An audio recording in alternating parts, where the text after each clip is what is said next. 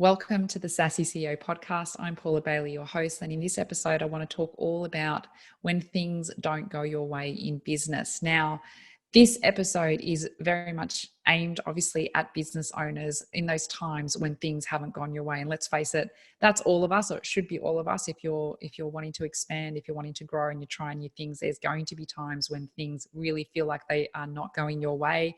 Maybe it's Facebook ads not going the way you want it to go, or Facebook accounts being shut down, clients being difficult, clients canceling, not making the sales that you wanted to make. This episode is all about giving you the tools and the fresh perspective on all of these things and how to easily just cruise through the seemingly difficult time. So in the episode, I'm going to go through 4 very, very clear ways to help you navigate through all of this and to help you just come out even when you feel like you've had a hard day, to just at the end of it, turn it all around and keep cruising on expanding your business. Now, don't forget, if you want to get clearer on your revenue as a goal and actually have a bit of a roadmap for it, please head over to sassyceo.com.au/gift.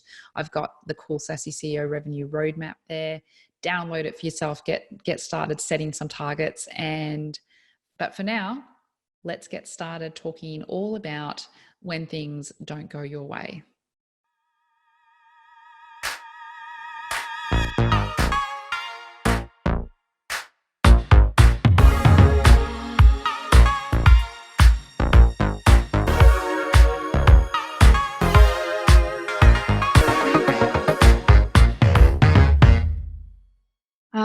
When things go wrong in business, it is an inevitable part of business.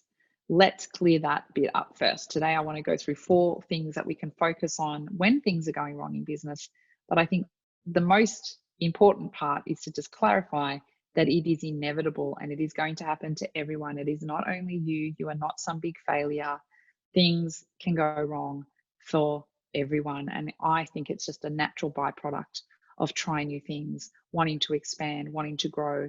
I think of my young son who's currently, been learning to walk and speak. He naturally makes errors as he starts to, move into different growth spurts, training his brain to accommodate learning to balance and learning to say different sounds. As parents, we don't judge our children when they make mistakes like that. We just know that's part of the learning process, the growing process.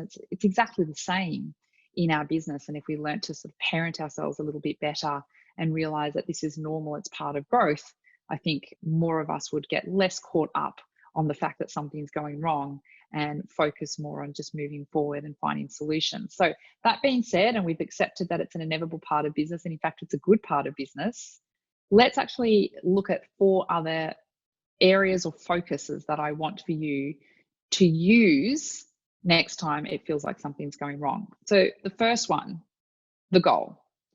Now, it's almost human nature when something is going wrong or, everything seems to be going wrong. We all have days, weeks, months, quarters like that, where it just feels like it's really hard and nothing seems to be going right. And it's so common, it's almost human nature to just completely forget about the actual goal that has been set. Now, I'm hoping that at some point in your business, you've set aside time to take yourself out of the business, not be in a reactionary mode, not be creating from a place of fear, but to actually, sit in your power and create solid goals for the business and intentions. In Sassy CEO land, we talk about the intentional priorities for the annual and for the quarter.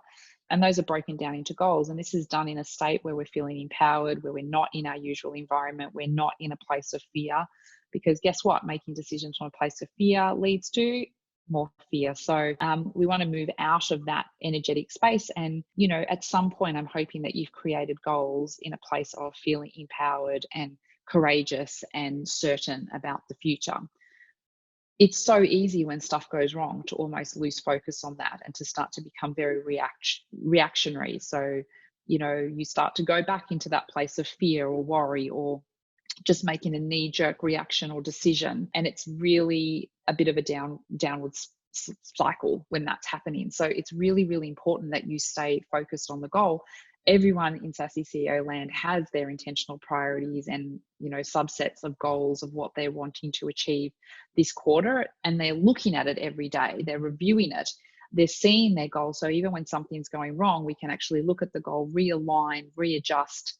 It's almost like readjusting the plane or the missile to go, okay, cool, that's not quite tracking the right way we want to go. Let's readjust here. It's like when you look at your numbers in business, you can see it's just giving you a little bit of an indication. It's like a dashboard. Okay, things aren't quite tracking towards the target that we have. So we're just going to readjust some things here. The goal is really important because it gives you that end point to focus on, to be able to understand where am I sitting in perspective to that end point now, and how can I use whatever is going on right now to leverage off to ensure that I still get towards that end point that I want to get to. And that is why the goal is so important to stay focused on, even when it all feels like it's kind of going a little bit pear-shaped. So goal is the number one thing, the first thing that I want you to be clear on and be making sure that you're focusing on when things are going wrong. Number two, your why. Why are you doing this? So many business owners that I'm speaking to don't really have a why, an up-to-date why, I should say, an aligned why with who they are today.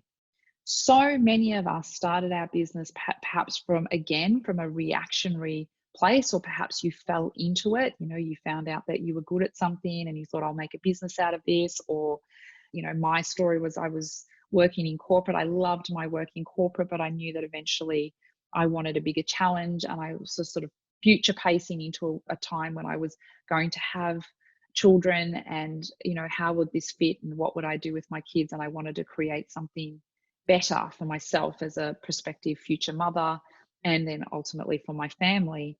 But all those whys are our own whys, and there's nothing wrong with having our own whys. They're very important in the great scheme of making sure that you're staying motivated and you're feeling like, yeah, this is cool, this business is helping me work towards what I'm wanting for myself personally. But if the only why is your own personal why, time and time again, I see the pattern is the business owners that only have their personal whys, like whys that are attached to money or things that they are going to get out of things. It eventually starts to kind of put a cap or a ceiling on how they can expand. And so your why needs to go beyond you. It needs to go beyond just what you're wanting, and starting to think about a greater, bigger picture. How do you fit into the world? What is the greater why for this business? If your business was still standing 50 years after you decide to depart this world, what is the thing that people would know the business for? What would you be remembered for? What is that greater legacy that you're wanting to leave? It's a very big question. I'm not expecting you to automatically know the answer, or maybe you've done this work and you kind of have an inkling what your answer is. But knowing that why keeps us, like I said, it's almost like a guiding light to help us navigate through times that are difficult, times where we feel like maybe our motivation's waning, or we're feeling a little bit physically tired because it feels like there's a lot of solutions to be found, or initially problems are just popping up everywhere, but problems are just an opportunity for solutions. But the why is really the reason. Like, why do you get up in the morning? Why do you keep going? Why do you keep turning up even when it gets hard? Because business is hard. I think there is a big fallacy that's been thrown around for the last decade of entrepreneurship and starting your own thing, and like this dream that it was always going to be rainbows and lollipops, and come over to this side where you can just work from anywhere and be on your laptop, or whatever the dream was for you. Thinking that your desk was always going to look perfect, and that was going to be like the flat lays on Instagram, and your hair was always going to be perfect. FYI, I get my hair done before I do these podcasts that make me feel good. It doesn't mean that my hair looks like this all the time. It's having that perspective on things, but realizing that even if my hair was up in a bun, or I'm still in my gym gear, that I'm going to feel that pull, feel that emotional tie in with what gets me out of bed in the morning. Now, I look at that every day, and it's a driving force behind the energy that I put into what I do in the creations for my businesses, for my clients, for everything that we put out into the world, for how I work with my team, for who I decide to bring on into the team. So this is a really big part of it. And if it's something that you're not sure about, or perhaps your why has changed, maybe it's 5, 6 years since you left, working for someone else, or longer. Some of our clients are going into their decade of working for themselves. Some of them are less than that, but whatever it is, it's really important that we review what the big why is for you personally, and also for the business, because that should be filtering down into, the whys for the people that you attract to actually work for you, and also alignment with the types of clients that you're taking on. So a really big and important one to help you navigate through things not going so well. Okay, number 3, getting a fresh perspective. It's so important to get fresh perspective when you are in the day-to-day and something doesn't feel like it's going so well, or it just feels really frustrating. You're working so hard and you're almost finding yourself, you're going into that emotional zone. Having a fresh perspective, having someone to bounce off is really, really important. All our clients at the collective level, they can box me. We have our Facebook group, and there's always someone around to be able to bounce to get the fresh perspective. It's really important that you are quite intentional, is the word I'm going to use here, on who you're getting to bounce with, because not all bouncing partners are equal. A lot of business owners I speak to spend their bouncing time or get their perspective from loved ones or whoever happens to be in the closest vicinity, and that might not always be the greatest decision. So my question to you is, when you're bouncing or you're getting perspective from someone, think about, if I was going to swap positions with that person for the next year, would I be happy to do that? Would I be happy to be in the position that they are in?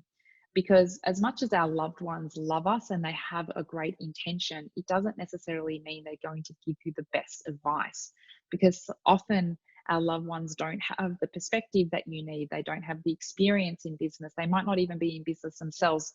They just love you. And often our loved ones want to keep us safe. They don't want to see us hurting. And the type of advice they give you might not actually be the advice that you need. So even though it's very well meaning, it's not the best advice for you. So be really mindful of who you're bouncing with, but make sure you are getting that fresh perspective, because it's easy to get into your rut. It's easy to just only, kind of be seeing it from your perspective. Like, everyone gets there, and that's why it's so important to have other people to look into the business to help you to see it with fresh eyes, to maybe see an opportunity or a solution that you never would have seen, because perhaps you're a little bit too emotionally involved or a little bit too deep in the day-to-day of what's going on. So really important to get those other perspectives. And finally, number 4, falling in love with the process. I learned this from a mentor of mine last year, and it's been a game changer. I have heard it before, but I don't think I ever really embraced it until I think last year is the time where I really started to embrace the process, because ultimately in everything, like life, business, it's all the same. There is actually no destination. Like, we always have these pictures in personal development of, like, reaching and getting to the top of the mountain.